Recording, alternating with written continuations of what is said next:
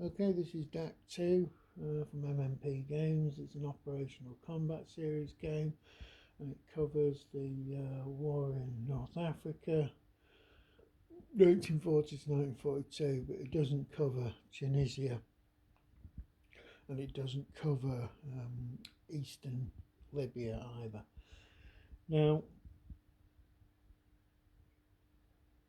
as an introduction to this game, what's happened already is a pretty small, well, it was a small British force, absolutely overwhelmed a gigantic Italian army and drove the Italians all the way out of Egypt, because they'd actually made a small invasion of Egypt and out of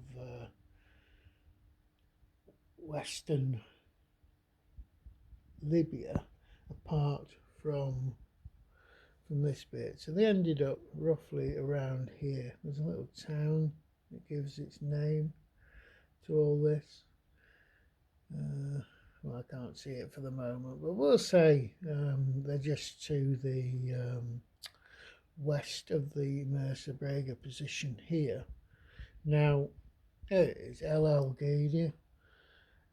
Probably murdered that particular name, but the problem the British had is that the forces were absolutely wrecked by the 1940 campaign, and they needed a bit of time to recover and re-equip. But then, to make things even worse, the Germans invaded the Balkans, so a significant part of the Allied forces is actually not on the map. It's actually over in Greece. There are some actual boxes that cover where particular units are. There's the units fighting in Greece at the moment.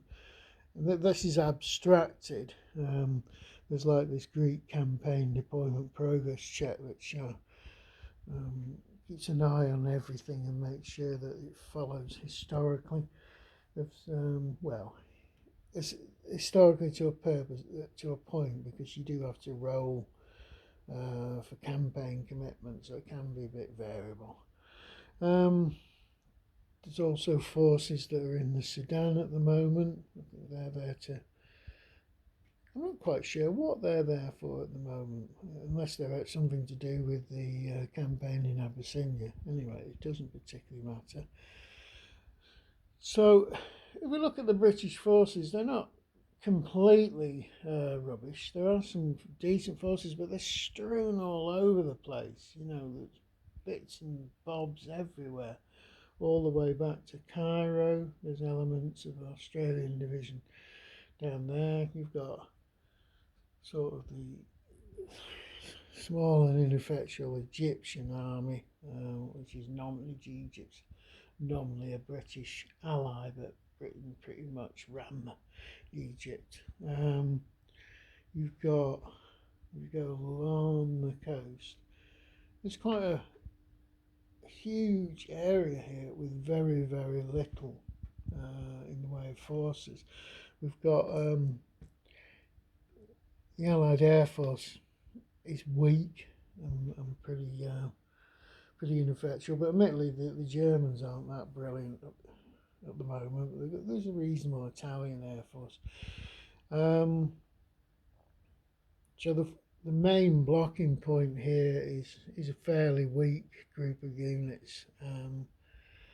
With the supply they have got static. They've got the only HQ they've got is a really poor one, which is in Tobruk.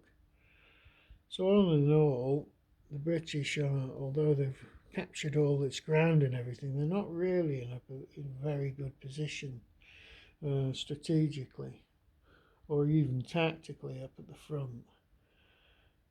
Now, during the campaign, lots of Italian units were wiped out. It was just a huge mass of Italian units in the dead box.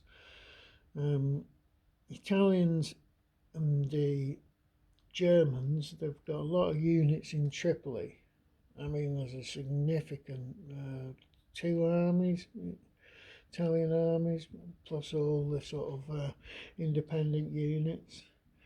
And the Germans started arriving and shipping their forces from Tripoli to the front. And you've got this little box here where you move.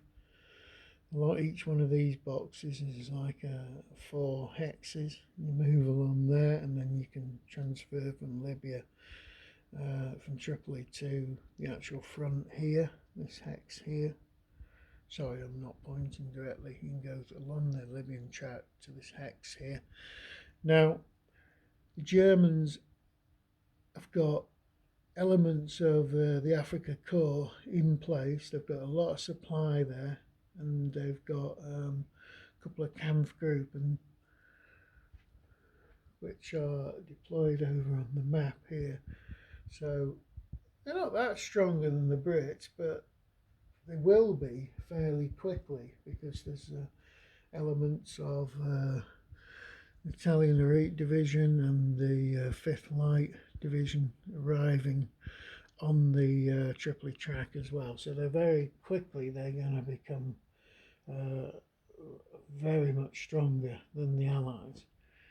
Now, people say the Italian army is pretty much rubbish. Well, it was early on in 1940, yeah, but later on it becomes quite a different kettle of fish, because it's modernised and ends up, you're going to end up with a lot of multi-unit forces, which they're nowhere near as strong as the Germans, you know, but they're not to be underestimated. Don't just assume the Italians are a completely pushover from 1941 onwards.